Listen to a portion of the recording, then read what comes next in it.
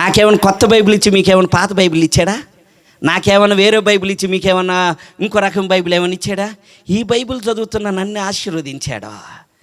పెంట కుప్పల మీద ఏరుకు తిన్న నా బ్రతుకుని 56 మందిని పోషించేటువంటి ధన్యమైనటువంటి స్థితిని నాకు కల్పించిన దేవుడు మీ ఇళ్ళలో తినటానికి ఎందుకు ఇవ్వలేదు? మీ ఇళ్ళలో తినటానికి ఎందుకు ఇవ్వలేదు? ఎందుకు పస్తులు ఉంటున్నారు? ఎందుకు శ్రమలు పడుతున్నారు? ఎందుకు కృంగిపోతున్నారు? ఎందుకు ఓడిపోతున్నారు? ఎందుకు కలత చెందుతున్నారు? కారణం ఏందో తెలుసా? ఈ జీవము కలిగినటువంటి వాక్యము మీ హృదయంలో లేకపోవడం. ఈ వాక్యానికి మీ హృదయంలో చోటు లేదు. దేవుడు అంటున్నాడు, యెహోషువతో మాట్లాడుతున్నాడు, ఒక మనిషిని గురించి సాక్ష్యం ఇస్తున్నాడు. ఇదిగో అల్పుడైనటువంటి 60 సంవత్సరాలు బ్రతికేటువంటి ఒక అల్పమైనటువంటి ప్రాణమును గురించి పరలోకాన్ని విడిచి వచ్చినటువంటి దేవుడు అంటున్నాడు, ఇదిగో నా సేవకుడైన మోషే.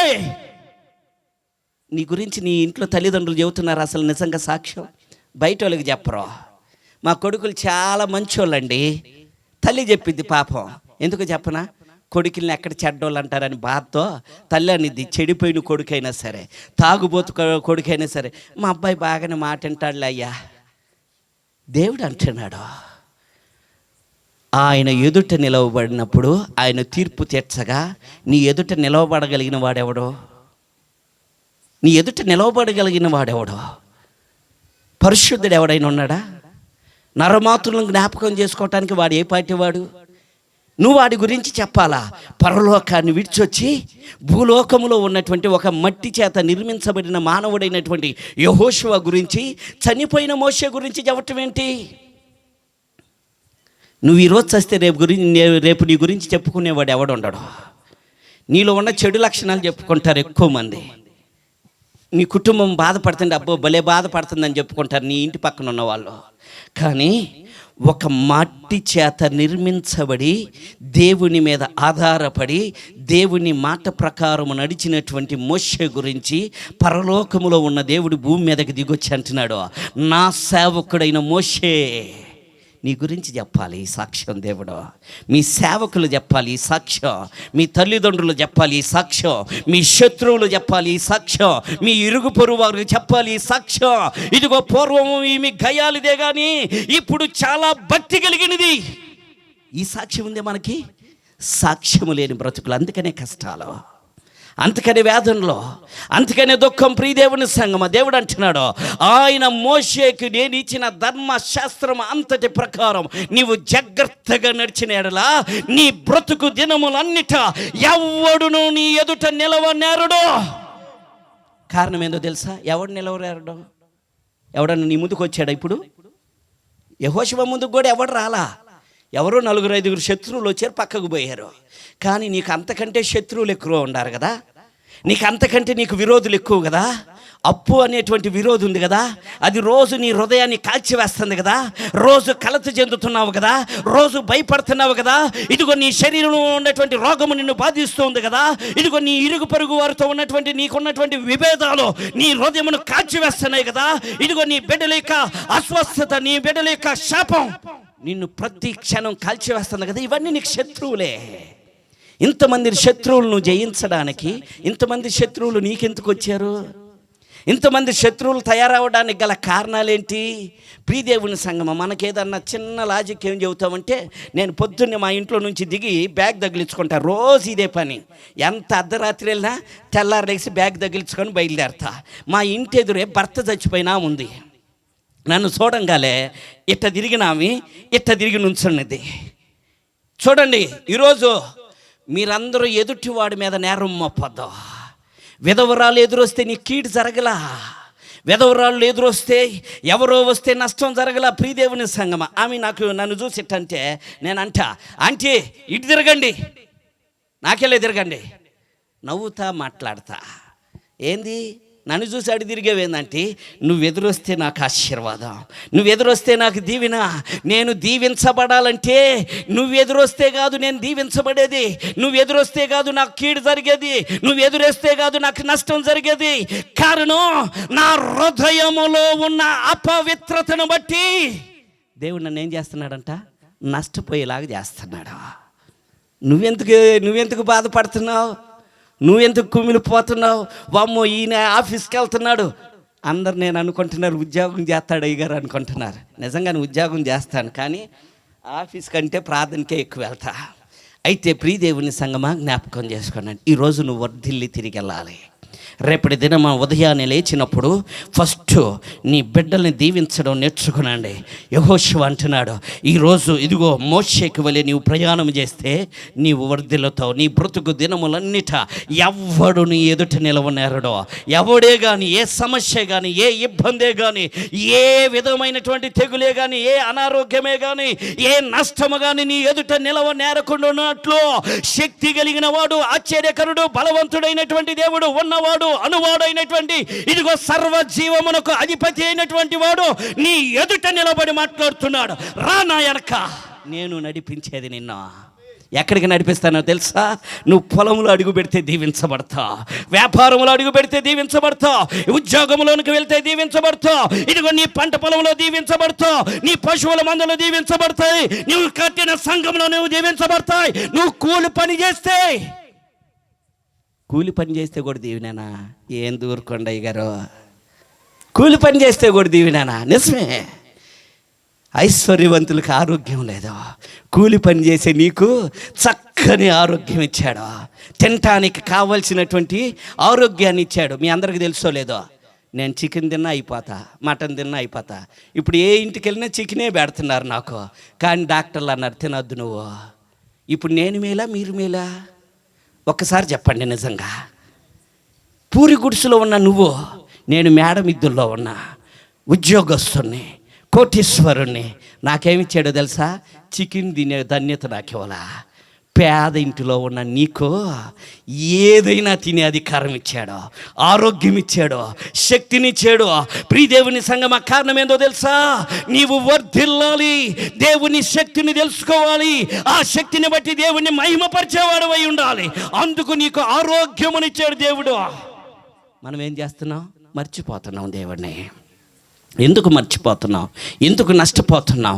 ఎందుకు కీడును చూస్తున్నామంటే ఈ 6 లక్షణాలు నీలో ఉన్నాయేమో చూసుకోండి. ఈరోజు ఒకవేళ నీ కుటుంబం ఎదుగుదల లేదేమో, నీ కుటుంబం నానాటికి కృంగిపోతుందేమో, మీరు ఏ పని చేసిన ఆశీర్వాదానికి బదులు నష్టం వస్తుందేమో, ఇదిగో దీవెనికి బదులు అప్పులు వస్తున్నాయేమో, ఇంటికి అందరూ పడవలు ప్రయాణం వెళ్తున్నారు కదా, ఇప్పుడు జాగ్రత్త పడండి.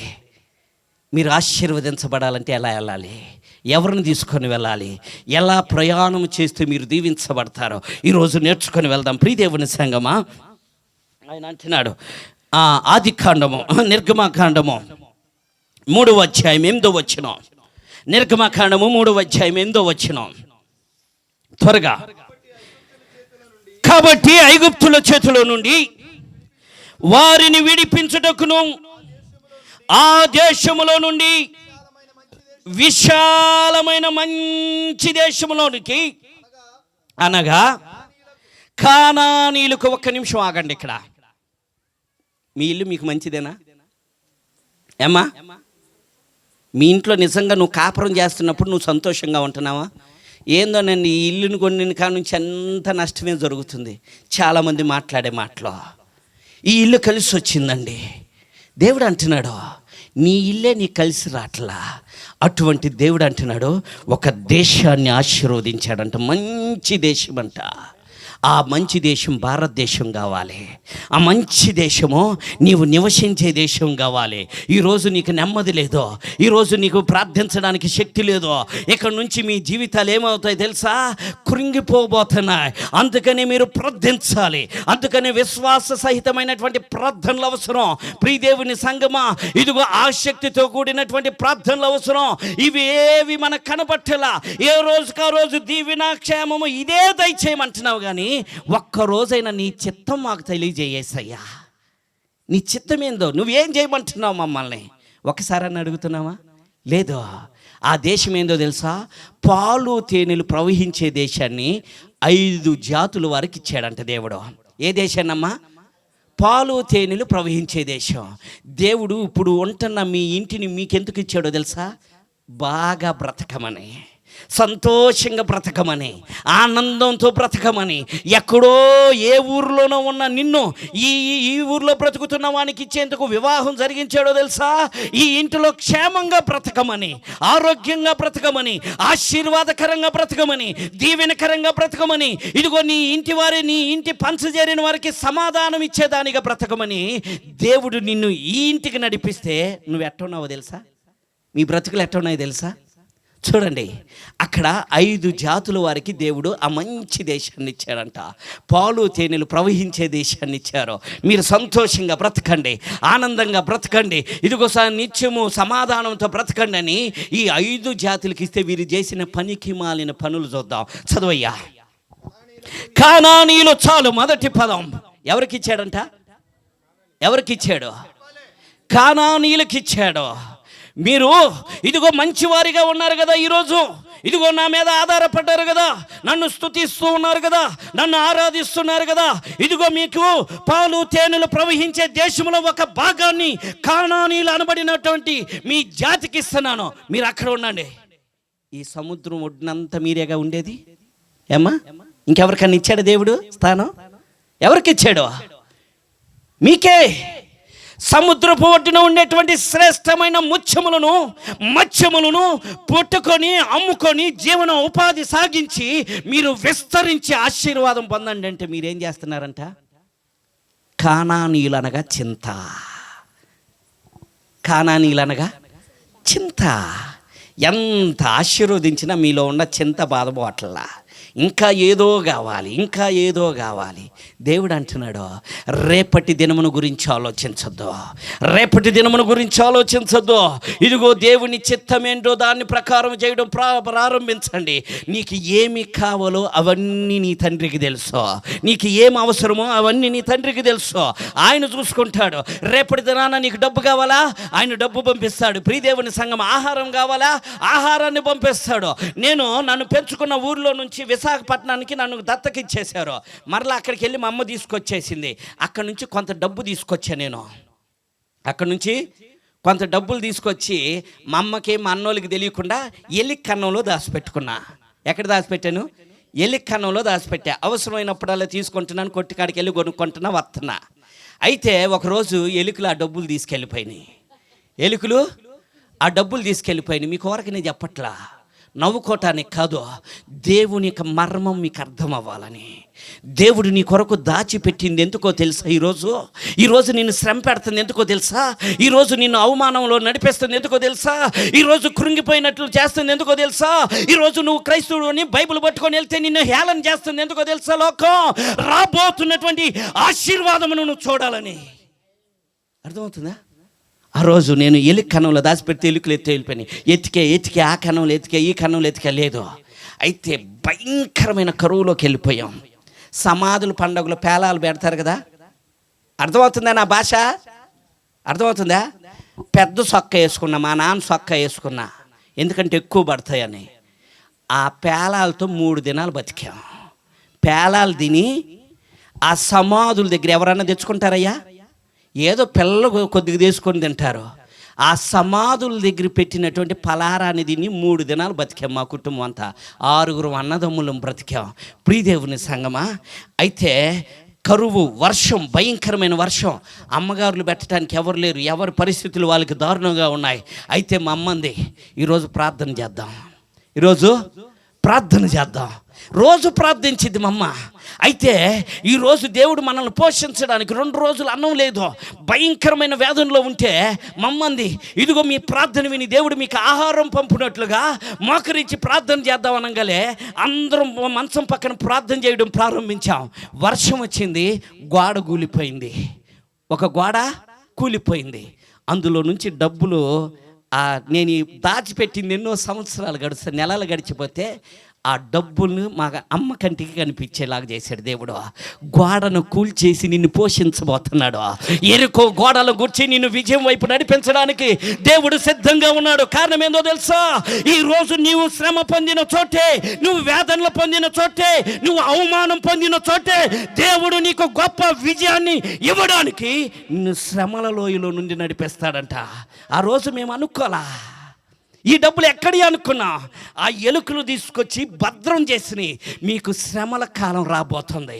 ఆ దినాన మీరు పోషించబడాలంటే, ఆ దినాన మీరు రక్షించబడాలంటే, ఆ రోజు మీరు ఆనందంగా ఉండాలంటే, ఆ రోజు మీ కడుపులో ఆకలితో ఉండకుండా ఉండాలి అంటే, ఈరోజు దేవుడు ఏం చేశాడంట?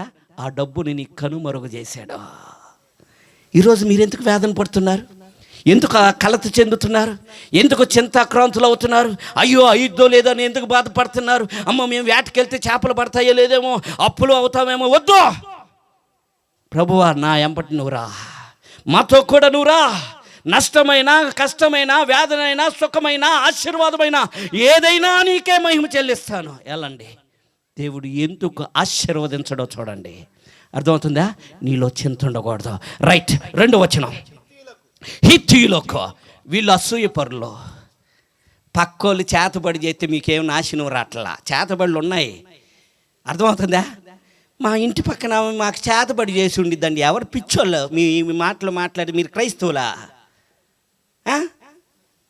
మీరు మాట్లాడకూడని మాటలు మాట్లాడుతున్నారు. మీరు మీ నోటి నుంచి రాకూడని మాటలు మాట్లాడుతున్నారు. దేవుడు అంటున్నాడు, యాకోబులో మంత్రమైనను మాయైనను లేదు. యాకోబులో ఏం లేదంట? యాకోబు పేరు పెట్టి పిలువబడిన వాడు, సొత్తైనటువంటి జనాంగము, ఎన్నుకున్నవాడు. ఇటువంటి జనాంగం ఆయన రక్తంతో కడగబడిన మీరెందుకు? ఎవడు శపిస్తే ఎప్పుడు మా నాశనాన్నే కోరుకునిద్దండి. ఆమె శపించి మా బతుకులు ఎట్టయిపోయినాయి. లేదు, నీ బతుకులో అసూయ ఉంది. వాళ్ళ బతుకుల్లో అసూయ కాదు, నీ బ్రతుకులో, నీ కుటుంబంలో, నీ హృదయంలో అసూయ ఉంది. అందుకని ఆ అసూయ నీ జీవితాన్ని దినదినము కాల్చివేసి నష్టంగా చేస్తుంది. ఇది తెలుసుకోకుండా ఎదుటోళ్ళ మీద పడి ఏడుస్తూ ఉంటాం. వద్దు. పాస్టర్ గారు ప్రార్థన చేస్తే నీలో అసూయ ఉన్నంత మాత్రాన్ని ఆశీర్వదించబడవు. నీలో ఉన్న అసూయని నిన్ను విడిచిపెట్టాలి. నీలో ఉన్నటువంటి అసూయను నువ్వు విడిచిపెట్టాలి. ఎప్పుడైతే నీలో ఉన్న అసూయను విడిచిపెట్టడం ప్రారంభిస్తావో నీలో ప్రేమ, సమాధానం మొదలైద్ది. నువ్వు దీవించడం ప్రారంభిస్తావు. నీ శత్రువుల్ని ప్రేమిస్తావు, నీ శత్రువుల్ని దీవిస్తావు, నీ ఇరుగు పొరుగు వారిని ప్రేమిస్తావు. ఇప్పుడు నీ యొక్క ఆశీర్వాదం మొదలైద్ది. ప్రియదేవుని సంగమా, ఇది నేర్చుకోవాలి. మొదటిది చింత ఉండకూడదు. 2వది ఏముండకూడదంట? అసూయ ఉండకూడదు. 3వది అమోరీలు, గర్విష్ఠులు. ఈరోజు గర్వం లేదన్న వాళ్ళు చేతులు ఎత్తండి. ఎవడు ఎత్తలే. నేను కూడా బైక్ పట్టుకున్నా, కెమెరా ముందు ఉండగా అదొక గర్వం. గర్వమే నీ జీవితాన్ని, నీ కుటుంబాన్ని, నీ ఆశీర్వాదాన్ని, నీ సంతోషాన్ని అగ్ని అయి కాల్చి వేస్తుందంట. అగ్ని ముందు ఏమన్నా నిలవగలవా? అగ్నిని తట్టుకోగలిగినటువంటి వస్తువు ఏమన్నా ఉందా? ప్రియదేవుని సంగమ, రేపు అటువంటి అగ్నిలో మనం దహించి వేయబడబోతున్నాం. ఇప్పుడే తప్పించుకోవడానికి మనం ఏం చేయాలంట? గర్వం అనే పాపాన్ని మన హృదయంలో నుంచి తీసేయాలి. గర్వం అనే పాపాన్ని మన హృదయంలో నుంచి తీసేయాలి. గర్విష్ఠులు, అందరం గర్విష్ఠులమే. మనం నష్టపోవడానికి గల కారణం ఇదే. దేవుడు అంటున్నాడు, రాజుల యొక్క గర్వాన్ని అణిచిన వాడు ఆయన.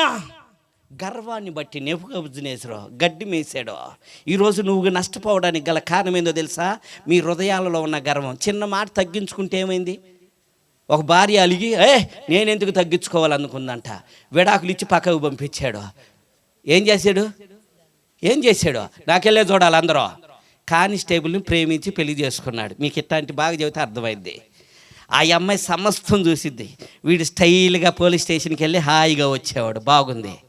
ఒకరోజు రైట్కి వెళ్తే నేను ప్రార్థనకి వెళ్ళి వస్తున్నా. ఇద్దరు గొడవ పడుతూ ఉన్నారు. వాళ్ళ తల్లిదండ్రులు, వీళ్ళ తల్లిదండ్రులు గొడవ పడుతూ ఉన్నారు. గొడవ పడుతుంటే నేను వెళ్ళా. రేయ్ ఎందుకురా నాన్న ఇట్టా గొడవ ఎందుకు? వాళ్ళ తల్లికి చెప్పా, ఊరుకమ్మ, వాళ్ళేది పిల్లలు కొట్టుకుంటారు, తిట్టుకుంటారు, రేపు ఒకటే అవుతారు, వదిలేసేయండి అంటే, కాదన్నా నీకు తెలియదన్నా అన్నాడు. ఇప్పుడు చేసుకున్నాడు పనికిమాలిన దాన్ని చేసుకొని. పనికిమాలిది కాదు, దేవుడు పనికిమాలింది వాడికి అంటగట్టాడు. దేవుడే శ్రేష్టమైన ఉద్యోగస్తురాలని ఇచ్చితే వాడు కాపాడుకోలా. గుణవతి అయిన భార్య దొరుకుట అరుదు. దొరికినటువంటి వస్తువుని జాగ్రత్త చేసుకోకపోతే జీవితం నాశనం అయిపోయింది. యెహోవా భార్య, యెహోవా ఇచ్చిన దానాన్ని నిర్లక్ష్యం చేస్తూ ఉంటారు చాలామంది. అర్థం చేసుకోరు. ఏందో గర్వం, ఏందో సాధిస్తావు అనుకుంటారు.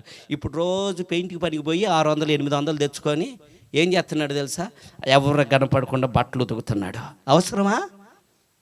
అవసరమా నీకు? దేవుడు నిన్ను సేవకుడిగా ఉండమన్నాడు. దేవుడు నిన్ను పరిచారకుడిగా ఉండమన్నాడు. దేవుడు ఆశీర్వదించబడిన గుంపులో మీరు ఉండాలి. పరిశుద్ధులు అనబడిన గుంపులో మిమ్మల్ని నిలవబెట్టాలనుకుంటే మీ హృదయంలో ఉన్నటువంటి పాపం అనే చిన్న గర్వము మీ జీవితాలను నాశనం చేసేస్తుంది. జాగ్రత్త సుమా, ఈ గర్వం అనే పాపాన్ని విడిచిపెట్టాలి. 4వది ఫెరిజ్జీలో. వీళ్ళెవరంట? ఫెరిజ్జీలో. ఎవరమ్మా వీళ్ళు? కోపిస్టులో.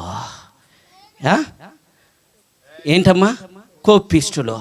మన కోపం ఎక్కువ, మన కింద పడేవాళ్ళు. అదే మనం ఎవరికాడకన్నా పనికి వెళ్ళామనుకో, వాడు తన్నినా కూడా సరే సార్ అని వస్తాం.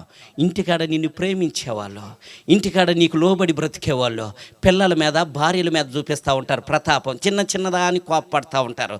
చిన్నదానికి కోపపడి జీవితాలని సంసారాలని పాడు చేసుకున్న వాళ్ళు ఉన్నారు. చిన్న కోపం వల్ల హత్య చేసి, నేను ఒక జైలుకి సువార్త ప్రకటించడానికి నేను వెళ్ళలేదులే, ఒక సహోదరుడితో వెళ్ళా. అతనికి ఉంది ఆ జైల్లో సువార్త చేసేటువంటి భాగ్యం. అన్న నేను కూడా ఒక్కసారి చూడాలనుకుంటున్నాను అన్న సువార్త ఆ యొక్క జైల్లో ఖైదీలతో. అంటే నన్ను కూడా తీసుకొని వెళ్ళాడు. ఆ డిఎస్పీకి చెప్పి పర్మిషన్ తీసుకొని ఎక్కడికి వెళ్ళాడమ్మా? జైలుకి వెళ్తే ఖైదీలు ఏడుస్తున్నారు. ఖైదీలు ఏం చేస్తున్నారమ్మా? చిన్నగా కోపమయ్యా, ఒక్క క్షణం నా కోపాన్ని పక్కన పెట్టుంటే ఈరోజు నా భార్య పిల్లలతో ఆనందంగా ఉండేవాడిని, నా భార్య పిల్లలతో సంతోషంగా ఉండేవాడిని. ఈ దౌర్భాగ్యమైన స్థితిలో రావడానికి గల కారణం ఏందో తెలుసా? నాలో చెలరేగిన చిన్న కోపం, అది నీ పాపం. దేవుడు అంటున్నాడు, ఆ కోపమే నీ పాపం అంటున్నాడు దేవుడు. ఈరోజు ఎంతమందికి కోపం ఉంది, ఎంతమంది కోపపడుతున్నాం, ఎంతమంది నష్టపోతున్నాం. మీ బిడ్డలో మీకు ఏదన్నా చెప్పాలనుకుంటే మీరు వారి మాట వినకుండా కోపపడుతున్నారు పదే. నేను చిన్నప్పుడు నిన్న రాత్రి కూడా మా భార్యతో చెప్పా. ఎందుకు చెబుతున్నాను? ఈ చెప్పకూడదు విషయాలు ఇట్టన్నా బుద్ధి తెచ్చుకుంటారని చెబుతున్నా. మా భార్య ఉద్యోగం నుంచి వచ్చి 65,000 జీతగత్తి ఆమె. నేనేమో 5 పైసలు సంపాదన లేనటువంటి వాడిని. ఆమె వస్తే తల్లిని చూసి ఏ బిడ్డ అయినా ఏం చేయాలి? అమ్మ వస్తుందని పరిగెత్తుకుంటే ఎదురెళ్ళి హత్తుకోవాలి. ఏం తెచ్చావమ్మా అని. మా పిల్లలు ఏం చేస్తున్నారు తెలుసా? అమ్మ వస్తుందని పరిగెత్తుకుంటూ వెళ్ళి పుస్తకాలు తీసుకొని కూర్చున్నారు. రావటం ఇక అరవటం. చదివారా? ఏం చేశారు? ఇదే నేను పిలిచా. అమ్మా పిచ్చిదానివా, ఎందుకు అంత కోపం? ప్రేమించు నీ బిడ్డలో. వారి ఆశీర్వాదమే నువ్వు కోరుకుంటుంది, వారి దీవెనే కోరుకుంటుంది. వారి సమస్యలు చెప్పడానికి కొద్దిగా సమయం వారు నిన్ను మెచ్చుకోవాలనుకుంటున్నారు. మా అమ్మ చాలా గొప్పది, మా అమ్మ ప్రేమ కలిగినది, మా అమ్మ ఇదిగో మా అక్రతలను తీర్చేటువంటి తల్లి అని నీకు ఒక సర్టిఫికెట్ ఇవ్వాలి. అరే మా అమ్మని చూస్తే గయ్యాలి, ఇదే నీకు కావాల్సిన సర్టిఫికెట్. వద్దు, మీ పిల్లల మాటలు వినండి, వాళ్ళ సమస్యలను పంచుకోనండి, వారి అక్రతలు అవసరతలు తెలుసుకునండి. మీరు ఎప్పుడైతే వీటిని తెలుసుకోలేక కోప్పడతారో మీ బిడ్డల ముందు, మీ బిడ్డలు పరాయి వాడి చేతిలో పాడవడం ప్రారంభమవుతారు. అర్థమవుతుందా? మీ బిడ్డలు ఏమవుతారంట? పరాయి వాడి చేతిలో పాడవడం ప్రారంభమవుతారంట. మీకు అర్థం కాదు. పాడైపోయిన తర్వాత అర్థమైద్ది, నష్టపోయిన తర్వాత తెలిసిద్ది. అందుకని మీ బిడ్డలకి మీరు ఏం పంచాలంట? ప్రేమను పంచాలి, కోపాన్ని కాదు. రైట్, చదవయ్యా. హివ్వీలో, వ్యభిచారులో. ఏసయ్య పాస్టర్ గారండి, మా సంఘంలో అసలు వ్యభిచార కార్యాలే జరగవండి. అసలు సంఘంలో వ్యభిచారం జరగటం ఏందండి? మీరు చెప్పటం వింతగా ఉంది. అర్థమవుతుందా? నాకెళ్ళే చూడాలి. అయిపోయింది, ముగిచ్చేస్తా. ఏం చేస్తున్నారు? సంఘాలలో ఏం జరుగుతుందంట? ఆశీర్వదించబడిన సంఘము, దేవుని యొక్క ప్రత్యక్షత ఉన్నటువంటి సంఘము, దేవుని కృపచేత కట్టబడిన సంఘము, దేవుని ప్రణాళికలో నిర్మించబడిన సంఘము, దేవుని కొరకై అనేకుల ఆత్మలను సిద్ధపరిచేటువంటి సంఘము, అనేక ఆత్మల్ని పోషించేటువంటి సంఘము. ఈ సంఘములో భ్రష్టాత్మ వచ్చేసింది. ఏ ఆత్మ వచ్చేసిందంట? నా అంత పాస్టర్ లేడు, అయిపోయింది విగ్రహారాధన. దీన్నే వ్యభిచారం అన్నాడు. నువ్వు వెండి వస్త్రాలు కట్టుకొచ్చా, నిన్ను నువ్వే గణపరుచుకుంటున్నావు, ఇదే వ్యభిచారం అన్నాడు. ప్రియదేవుని సంఘం నా అంత పోటుగా లేడు సంఘంలో అనుకున్నావు, అదే వ్యభిచారం అన్నాడు. దేవునికి ఇవ్వవలసిన స్థానాన్ని దొంగిలించి ఆ స్థానములో నీ రూపాన్ని పెట్టుకొని నిన్ను నీవు గౌరవించుకుంటూ నిన్ను గురించి నీవు ఆలోచించడమే వ్యభిచారం అని చెప్పాడు. ప్రియదేవుని సంఘమా, ఆ వ్యభిచార పాపం సంఘములోనికి ప్రవేశించి సంఘాన్ని భ్రష్టు పట్టించేస్తుంది. అందుకని ఆశీర్వాదాలు మనకు దూరం అయిపోతున్నాయి. నేనంట, యేసయ్యా వీరిని ఆశీర్వదించు, దీవించు అంటా ఉట్టిదే, అంత ఉట్టిదే. నాలో ఏముండాలో తెలుసా? తగ్గింపు మనసు ఉండాలి. ప్రభువా నేను నీ దాసున్నయ్యా. ప్రవక్తలు చేసిన ప్రార్థన అనుభవం మనలో ఉండాలి. ప్రవక్తలు ప్రార్థించిన కన్నీటి అనుభవం మనలో ఉండాలి. ప్రవక్తలు ప్రాధేయపడ్డారంట, దేవుని పాద సన్నిధిలో సాగిలపడి ప్రార్థన చేశాడంట. ఎజ్రా అంటున్నాడు, అయ్యా ఇది నా పాపమేనయ్యా. ఎవరు చేసింది? ఎజ్రా చేయలే పాపం. సంఘం పాపం చేస్తే, సమాజం చెడిపోతే, సమాజం దేవుణ్ణి ధిక్కరిస్తే, దేవుని బలిపీఠం దగ్గరకు వచ్చి సేవకుడు అంటున్నాడు, అయ్యా ఇది నా పాపమని. ఇది ఉందా? స్టైల్గా వస్తాడు. పాస్టర్ గారు నన్ను చూడలేదు, ఏంది వందనాలు చెప్పలేదని అనుకుంటాడు. ఆలయములోనికి ప్రవేశించినప్పుడు నీ ప్రవర్తన ఏం చేసుకోమన్నాడు? ఎప్పుడన్నా సరి చేసుకున్నావా? బట్టలు ఎట్ట ఉన్నాయి వద్దంటలా, అది చాలా అవసరం. నీ బట్టలను సరి చేసుకోవాలి. ఆలయములోనికి ప్రవేశించినప్పుడు అంటున్నాడు, చెమట పుట్టించు వస్త్రములో ధరించి దేవుని మందిరంలోనికి రాకూడదంట. ఆయన పరిశుద్ధుడు, మహిమ కలిగిన దేవుడు. నీ అంతరంగమును పరిశోధించువాడు. నీ తలంపులు పట్టకమునిపే, నీలోనికి తలంపు రాకమునిపే సమస్తమును ఎరిగినటువంటి వాడి దగ్గరికి వచ్చినప్పుడు నువ్వు ఎలా ఉండాలంట? కొంతమంది గుండీలు ఇప్పొస్తారు, ఏందో పెద్ద పోటుగాలులాగా. బయట ఉండు, నువ్వు స్టైల్గా ఉండు వద్దన్నో. నువ్వు స్టైల్గా ఉంటే నీ తల్లిదండ్రులు చూసి ఆనందించినట్లుగా నీ దేవుడు కూడా చూసి ఆనందిస్తాడు. అబ్బా ఈరోజు నా కొడుకు భలే చక్కగా ఉన్నాడురా, ఆనందం, దేవుడికి కూడా ఆనందం. కానీ ఆయన దగ్గరికి, ఎమ్మెల్యే దగ్గరికి ఎవరన్నా గుండీలు ఇప్పుకొని వెళ్తారమ్మా? వెళ్తారా? స్టైల్గా వెళ్తారా? వెళ్ళరు. ఎందుకో తెలుసా? మనం పని చేయడని. తగ్గించుకొని గుండీలు పెట్టుకొని చేతులు కట్టుకొని, అయ్యా మాకు సమస్య ఉందయ్యా. అరే వాడు 5 సంవత్సరాలు ఉంటే తర్వాత వాడు బతికేందో వాడికే తెలియదు. అసలు వాడు బతుకుతాడో లేదో తెలియదు వాడికి. వాడి దగ్గరే ఎంత భయభక్తులు కలిగి ఉంటే తన అరిచేతుల్లో చెక్కుకున్న సజీవుడైన దేవుని దగ్గర ఎంత భయం కలిగి ఉండాలి? ఎంత భయం కలిగి ఉండాలమ్మా ప్రియదేవుని సంగమా. తర్వాత చదువయ్యా. యోబోసీలో సోమరిపోతులంట. నాకెళ్ళి చూడండి, మీ ఇల్లు పక్కింటోళ్ళు ఎవరన్నా వచ్చి ఉడిసారా? ఏమ్మా మీ ఇంట్లో వంట వండటానికి ఎవరన్నా వచ్చి వండుతున్నారా? మీ బట్టలు పరాయి వాళ్ళు వచ్చి ఉతుకుతున్నారా? మరి సంఘంలో ఎవడో వచ్చి చేస్తే కానీ నేను వెళ్ళి స్టైలు కూర్చొని అనుకుంటున్నారేంది? సంఘం ఎవరిది? మీది. పాస్టర్ గారిది కాదు, పాస్టర్ గారిది కాదు. సంఘం మీ ఆత్మల రక్షణ కొరకు, మీ ఆత్మల పోషణ కొరకు, మీ ఆత్మల దీవెన కొరకు, మీ క్షేమాభివృద్ధి కొరకు, మీరు పరలోక అనుభవాన్ని చూచేంత వరకు మీ కొరకు నిర్మించబడిన ఆత్మ సంబంధమైన దేవాలయం. ఆ దేవాలయంలో ఎవడో వచ్చి పని చేస్తే మనం ఏదో స్టైల్ కూర్చున్న వాక్యం వినాలనుకుంటామేంటి? నీ ఇల్లు నువ్వు కదా బాగు చేసుకునేది. ఎవరొచ్చి బాగు చేయాలి? ఎవరొచ్చి ఉడవాలి? ఎవరొచ్చి అన్ని బిగించాలి? ఎవడో చేస్తాడు, ఏ పాస్టర్ గారో చేస్తాడు. అప్పుడు స్టైల్కి వెళ్ళి వాక్యం విందాం. ఇదా? లేదు. సంఘం మీ అందరిది. ఆ సంఘాన్ని శుభ్రపరచుకునే బాధ్యత మీది. సంఘంలో ఉన్నటువంటి ప్రతి పని మీద మీ పాత్ర ఉండాలి. ఆ పరిచర్యలో ప్రతి దానిలో మీరు మీ హస్తం ఉండాలి. దాని నిర్మాణంలో మీ కృషి ఉండాలి. దాని ఆత్మీయ అభివృద్ధిలో మీ ప్రార్థనలు ఉండాలి. ఇది మీకు కావాల్సిందే. సోమరిపోతుల్లాగా ఉంటున్నారు ఎందుకు? అందుకనే సంఘాలు ఆశీర్వదించబట్టలా, మన కుటుంబాలు ఆశీర్వదించబట్టలా. సంఘాలు దీవించబట్టలా, మన కుటుంబాలు దీవించబట్టలా. కారణం అంటున్నాడు, ఇదిగో దేవాలయంలో ఉన్నటువంటి సమృద్ధి చేత ఇదిగో నా ప్రజలు పోషించబడినట్లుగా మీరేం చేయాలంట?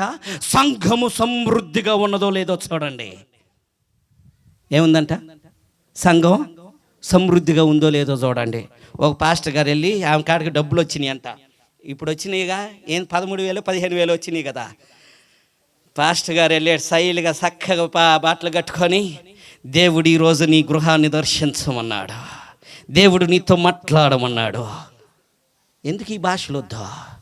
దేవుడు అంటున్నాడు నీ కొరకు ఏం పంపిస్తాడంట? విచిత్రం ఏందో తెలుసా? కాకుల నుంచి ఆహారం పంపించడానికి దేవుడు కాకులకి ఎందుకు ఆజ్ఞాపించలేదో తెలుసా? నదిని ఎందుకు ఎండిపోయినట్లు చేసాడో తెలుసా? అర్థమవుతుందా నా భాష? తెలుగేనా నేను మాట్లాడేది? చాలామంది అడుగుతారు, చీరాల వాళ్ళు మీదే ఊరయ్యా అంటారు. ఏదన్నా ఊరు వెళ్తే మీదే ఊరు అంటాడు. నేను ఏ ఊరోనో నాకే అర్థం కాకుండా ఉండిద్ది. నా బ్రతుకు సరిలేదు. ఇక్కడ కొంతకాలం, అక్కడ కొంతకాలం. మీరు అలా ఉండద్దు. అర్థమవుతుందా?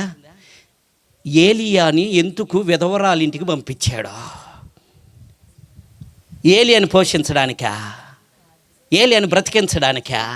ఏలియా చేసిన ప్రార్థనకా? విధవరాలు చేసిన ప్రార్థన, ఆమె ప్రార్థన గురించి రాయబడలేదు, కానీ ఆమె ఆత్మీయ భక్తిని గురించి అక్కడ ప్రస్తావించబడలేదు, కానీ యాషేరు గ్రంథంలో రాయబడింది. విధవరాలంట ఆమె అంటుంది, ఈ దినమున మాకు తినడానికి కావలసిన పట్టెడు పిండి బుడ్డిలో కొద్దిగా నూనె ఉంది, తిని చనిపోదాం దేవుడి చిత్తం ఉంటే, లేకపోతే దేవుడే చూసుకుంటాడని ప్రతినిత్యము ప్రార్థించిందంట విధవరాలు. ప్రతినిత్యము విశ్వాసంతో ప్రార్థన చేసిందంట. ప్రతినిత్యము జీవము కలిగిన దేవుని యొక్క హస్తము కొరకు ఎదురు చూసిందంట. ఇదిగో కొండల తట్టు నా కనులెత్తుచున్నాను, యెహోవా వలన నాకు సహాయము దొరికినది. ఎక్కడి నుంచి దొరికిందంట? విధవరాలు అంటుంది, ఒక నమ్మకంతో ప్రార్థన చేస్తుంది. ఇదిగో ఆ ప్రార్థన ఇక్కడ ప్రస్తావించబడలా. ప్రవక్త గురించి మాట్లాడుకుంటున్నాం.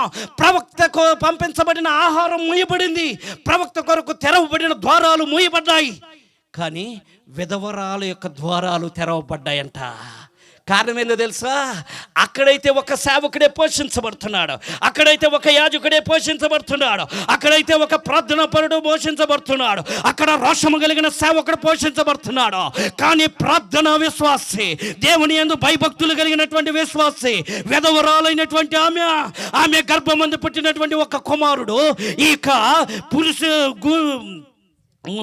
పాకులో ఉండి ప్రార్థన చేస్తున్నారయ్యా, ఈ భయంకరమైన కరువులో మమ్మల్ని పోషించు, నీ యొక్క కృప కొరకు ఎదురు చూస్తున్నాం, నీ కనికరమ కొరకు ఎదురు చూస్తున్నాం, నీ దయ కొరకు ఎదురు చూస్తున్నామయ్యా, ఎప్పుడు నీ దయ మా మీదకి వచ్చిందని ఆశతో ఎదురు చూస్తున్నామంటే పంపిస్తున్నామా, నువ్వెక్కడికి వెళ్ళొద్దు, అక్కడికెక్కడికి తిరగాల్సిన పనిలా, ఆ కొండ మీద ఈ కొండ మీద ఏదో ఎగిరి చూడాల్సిన పని లేదు.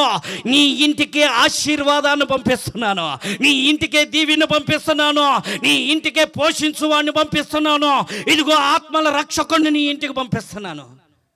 అర్థమైందా? నీ ఇంటికి ఆశీర్వాదాలు నడిచి వస్తాయి. ఎప్పుడో తెలుసా? దేవుడు అంటున్నాడు, ఒక మంచి దేశంలో ఈ అపవిత్రులు ఉండటానికి దేవుడికి ఇష్టం లేదు. చూడండి, అందుకని వాళ్ళని 5 జాతుల వారిని పక్కగా నెట్టేశాడు. అవునా? ఈ మంచి దేశంలో, పాలు తేనెలు ప్రవహించే దేశంలో ఎవరు ఉండటానికి దేవుడికి ఇష్టం లేదంట? ఈ అపవిత్రమైన పాపములు కలిగిన వారు ఉండటానికి ఇష్టం లేక, వాళ్ళకి మంచి దేశాన్ని ఇచ్చా, వాళ్ళు ఉపయోగించుకోవాలా, మంచి అవకాశం ఇచ్చా, దీవించా, ఆశీర్వదించా, క్షేమాన్ని ఇచ్చా, నెమ్మదినిచ్చా, కానీ వాళ్ళు యోగ్యులుగా బ్రతకలేదు. అందుకని వాళ్ళని కొట్టేసి ఇశ్రాయేలీలు అనబడిన 12 గోత్రాల ప్రజలకి ఆ భూభాగాన్ని ఇవ్వబోతున్నాను, వెళ్ళి ఆనందించండి అన్నాడు. అవునా?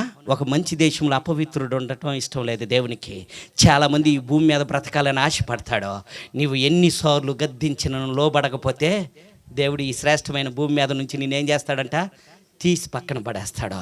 రెండవది, యెరూషలేము దేవాలయంలోనికి వెళ్ళినప్పుడంట ఏం చూశాడంట? మేకలు అమ్ముకునేవాళ్ళు, గొవ్వలు అమ్ముకునేవాళ్ళు, రోకలు అప్పిచ్చేవాళ్ళు ఉన్నారంట. దేవాలయం, రాళ్ళతో కట్టబడిన దేవాలయంలో ఈ అపవిత్రమైన కార్యాలను చూసి ఏం చేశాడంట? దేవుడు సహించలేక మందిరంలో ఉన్న అపవిత్రమైనటువంటి పనులు చేసే వారందరినీ కొరడాలతో కొట్టి తరివేశాడంట. అవునా? మరి ఈరోజు నువ్వెందుకు ఆశీర్వదించబడలేదు? ఈరోజు నువ్వెందుకు దీవించబడలేదంటే, ఈ ఆలయము శాశ్వతమైన ఆలయము. మీ దేహాలు ఏంటంట? దేవుని ఆలయమై ఉంది. ఈ దేహము దేవుని ఆలయమై ఉంది. ఆ రాళ్ళ చేత కట్టబడినటువంటి దేవాలయాలు కూల్చబడతాయి. ఏదో ఒక దినాన రాయి మీద రాయి లేకుండా తొలగించబడతాయి. కానీ ఈ శ్రేష్టమైన దేవుడు కోరుకొని తన యొక్క హస్తముల చేత నిర్మించుకున్న పరిశుద్ధమైనటువంటి మహా తేజస్సుతో మహిమ చేత నింపబడిన ఈ దేహంలో మీరు అపవిత్రమైనటువంటి పాపాలు 5 దాచిపెట్టుకుంటే యేసయ్య నిన్ను ఏమని ఆశీర్వదించాలి? యేసయ్య ఏమని దీవించాలి? యేసయ్య ఏమని మిమ్మల్ని క్షమించాలి? యేసయ్య ఏమని పోషించాలి? యేసయ్య ఏమని మీకు సమాధానం ఇవ్వాలి? అందుకని చాలా మంది ఇళ్లలో సమాధానం, నెమ్మది లేక బ్రతుకుతూ ఏమనుకుంటున్నారు తెలుసా? యేసయ్యా, ఎందుకు వేషధారి ప్రార్థన? ఎందుకమ్మా వేషధారి ప్రార్థన? ఆయన అంటున్నాడు, ఇటుంటోళ్ళు కూడా ఉంటాడని ముందే చెప్పేశాడు. ప్రభువా ప్రభువా అని పిలిచేవాడిని నేను పరలోకంలో చేరడంట. వాడు ఉట్టి మాటలే చెప్పేది, అంతా చేసేది పాపం, చేసేది మీకు ఫోన్ వినిపిస్తా, కానీ ఈ టైంలో చేయకూడదులే పాపం. అర్థమవుతుందా? పాపం నిన్ను అంటాడిద్ది, పాపం నన్ను రోజే అంటాడిద్ది, రోజు దాని నుంచి తప్పించుకోవడానికి ప్రయత్నం చేస్తూ ఉంటా. మిమ్మల్ని కూడా అంటాడుతుంది పాపం. అది మీ హృదయాలలోనే ఉంది పాపం. మీ జీవితాన్ని కాల్చివేస్తుంది, మీ ఆశీర్వాదాన్ని తను మృంగేస్తుంది, మీకున్నటువంటి సమాధానాన్ని అది మీ నుంచి దూరం చేస్తూ ఉంటే అది మీ హృదయంలోనే ఉన్నదాన్ని చూసుకోకుండా ఎవరో మమ్మల్ని శపించారండి, ఎవరో మా మీద చేతబడి చేశారండి, ఎవరో మా గురించి మాకు నష్టం కలగాలని కోరుకుంటున్నారండి, ఆమె ఎదురొచ్చిందండి, ఆమె వచ్చి మాకు రావడం వల్లే మాకు నష్టం జరిగిందండి. లేదు లేదు, నీలో ఉన్న అపవిత్రమైన పాపములను నువ్వు ఎప్పుడైతే తీసివేస్తావో, నిర్గమాకాండము 28లో ఉన్నటువంటి 26లో ఉన్నటువంటి సమస్త ఆశీర్వాదంలో నీ మీదకి కురిపించడానికి ఆయన సిద్ధంగా ఉన్నాడు. నీ పాపములను ఒప్పుకుంటే ఆయన అంటున్నాడు, ఎవడైతే తమ అతిక్రమములను విడిచిపెట్టినో వాడు వర్ధిల్లును, ఎవడైతే వాటిని ఒప్పుకొనక దాచిపెట్టుకొనో వాడు ఏం చేస్తాడంట? హఠాత్తుగా నాశనం అవుతాడు, మరణాన్ని తెచ్చుకుంటాడు, శాపాన్ని తెచ్చుకుంటాడు, కీడును తెచ్చుకుంటాడు, అన్నిటిని తెచ్చుకొని సమాధానం లేనివాడిగా బ్రతుకుతాడు. ఈరోజు మీరు అలా బ్రతకూడదు. ఏమన్నా అడిగాడా? డబ్బులు అడిగాడా? మీ ఆస్తులు అడిగాడా? ఏమ్మా ఏమన్నా అడిగాడా? మీ పాస్టర్ గారు కానుకలు అడిగాడా? అమ్మ మీ పాపాలు బావాలంటే 1000 రూపాయలు ఇవ్వండి అని అడిగాడు ఎప్పుడన్నా? లేదు. ఏమడుగుతున్నాడో తెలుసా? నీలో ఉన్న చింతను తీసేసుకో, యేసయ్య మీద పెట్టు. నీ చింత యావత్తు ఎవరి మీద పెట్టాలంట? దేవుని మీద పెట్టు. నీలో ఉన్న అసూయని తీసేసేయి, నువ్వు దీవించబడతావు. నీలో ఉన్నటువంటి అహంకారాన్ని తీసేయి, నువ్వు క్షేమంగా ఉంటావు. నీలో ఉన్నటువంటి గర్వాన్ని తీసేసుకో, నీలో ఉన్నటువంటి వ్యభిచార క్రియలు తీసేసేయి, నీలో ఉన్నటువంటి ఆ యొక్క సోమర్థనాన్ని తీసేయి. నువ్వు బలము కలిగినటువంటి వాడవై, బలవంతుని చేతిలో బాణముల వలె ఉంటారంట. ఎప్పుడైతే మీరు ఇలా ఉంటారో మీ కుటుంబం ఎలా ఉండిద్దో తెలుసా? మీ భార్య మీ బల్ల చుట్టూ ఎలా ఉండిద్దంట? ఎలా ఉండిద్దమ్మా? అర్థమవుతుందా? ఆమె చక్కగా నిద్రపోతుంది. యేసయ్య చెప్పాడంట, ఇదిగో సమస్త భారమును మోయిచున్న వారులారా నా యొద్దకు రండి, నేను మీకు విశ్రాంతిని దయచేస్తానన్నాడంట. అక్కడక్కడ టీవీల దగ్గర అన్నిటికాడ కళ్ళు ఎట్టబెట్టి చూస్తాం. యేసయ్య దగ్గరికి రాగాలి కళ్ళు మూసుకొని ప్రార్థన చేస్తాం. యేసయ్య చక్కని నిద్ర ఇవ్వయ్యా. ఇక్కడ నేర్చుకోవాలి. నేను తప్పంటలా, నువ్వు ఆశీర్వదించబడాలని మా ఆశ, నువ్వు దీవించబడాలని మా ఆశ, నువ్వు క్షేమంగా ఉండాలని మా ఆశ. నీ బిడ్డల తరములు దేవుని దీవెని పొందుతూ ఉంటే నీ కొరకు ప్రార్థించినటువంటి సేవకుడు అనుకుంటాడు, నా ప్రార్థన వీరికి ఇంత ఆశీర్వాదాన్ని ఇచ్చిందని ఆయన అనేక ప్రజల మధ్య నీ గురించి సాక్ష్యం చెబుతాడు. నువ్వు నాశనం అయిపోతే ఏమని సాక్ష్యం చెబుతాడు? నువ్వు నష్టపోతే ఏమని సాక్ష్యం చెబుతాడు? ప్రియదేవుని సంగమా, ఈరోజు మనం దీవించబడాలి, ఈరోజు మనం ఆశీర్వదించబడాలంటే దేవుని యొక్క మాటలు యందు మనం నమ్మిక ఉంచాలి, ఆయన యందు మనము నిరీక్షణ ఉంచాలి.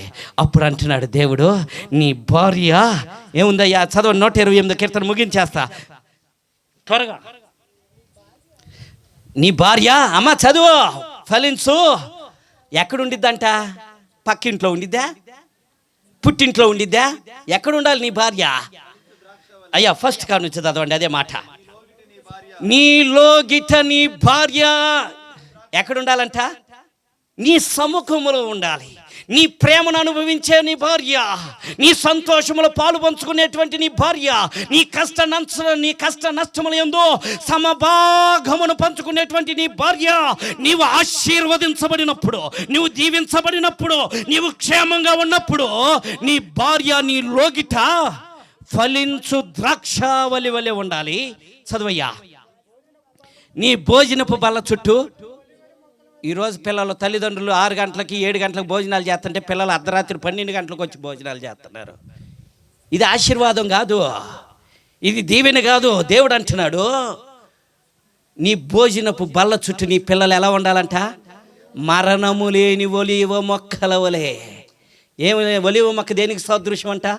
మరణము లేదు. దేవుని కొరకు తన యొక్క సువాసననిచ్చేది, దేవుని కొరకు ఎప్పుడు విజ్ఞాపన చేసేటువంటిది, దేవుని కొరకు సమస్తమును సమర్పించున్నదంట ఒలీవ మొక్క. నీ బిడ్డలు అలా ఉండాలి. నీ భోజనపు బల్ల దగ్గర ఎలా ఉండాలంట? ఒలీవ మొక్కల వలె ఉండాలి. నీ భార్య నీ లోగిట ఉంటే నీ పిల్లలు నీ భోజనపు బల్ల చుట్టూ వర్ధిల్లుచున్నటువంటి ఒలీవ మొక్కల వలె ఉండాలి. చదవయ్యా. యెహోవా యందు భయభక్తులు గలవాడు ఇలాగున ఆశీర్వదించబడును గాక. ఆమేన్. మోకరిద్దాం.